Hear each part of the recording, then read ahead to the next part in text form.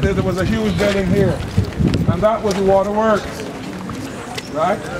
Waterworks, and that had been Cod's place, Cod's house, who was Cod, Colonel Cod, a man who was there in the 1816 rebellion, and he had this house here, opposite the Jewish synagogue, right?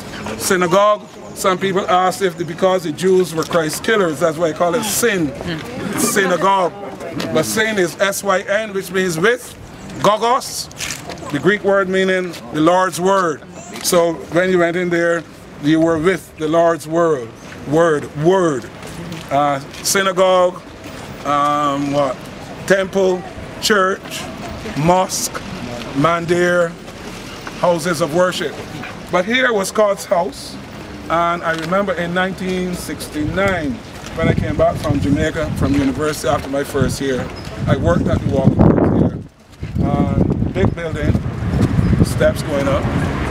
And it is from here that the Emancipation Proclamation was read and said, "Hear ye, hear ye, hear ye."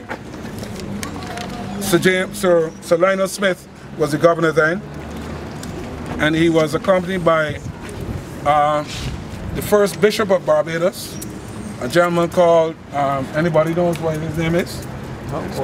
He has a street named after him and a school. William Hart Coleridge. William Hart Coleridge, along here.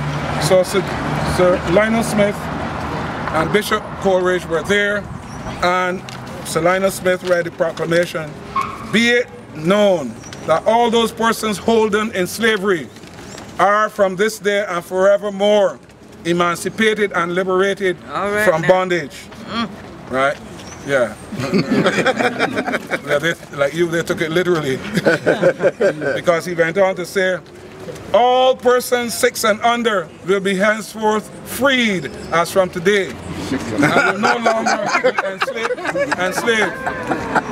All persons 6 years and over will serve an apprenticeship. Domestic servants will serve 4 years apprenticeship to them present masters, and will continue to live on the same plantations, doing the same duties and under the same conditions as if they were not emancipated from slavery."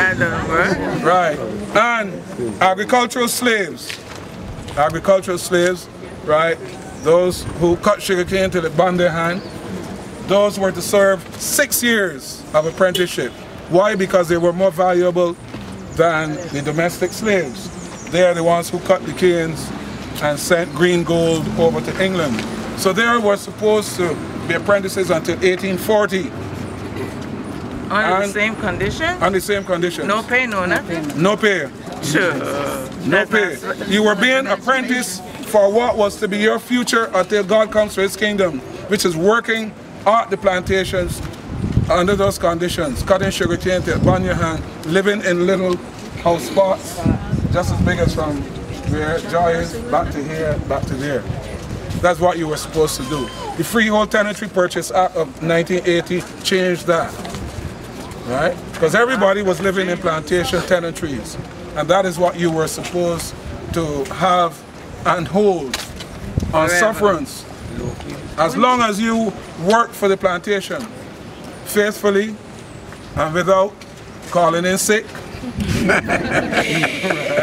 Every day you could enjoy that hut and the little yard fowls and pigs and anything that you had in the yard, right? And by then, another concession is that you could now be buried in the churchyards. When Coleridge came in 1824-25, by 1826 he issued a proclamation that as of that day, all people in slavery were now eligible for the 7 sacraments within the Anglican Church, right? Baptism, right? Catechism, communion, right? Confirmation, marriage, right? Extreme unction, when, like at the point of death, you know, when you're dying and the priest, you can't get the church, the priest come and pour the holy oil on you. And Christian burial, 7 sacraments. So from then you could be buried in the parish churches. So prior to that, black people were buried on the plantations in the slave yard, right, just below, so the wind would not blow the stinkness back this way, right? All right, so this is where we are. We are going to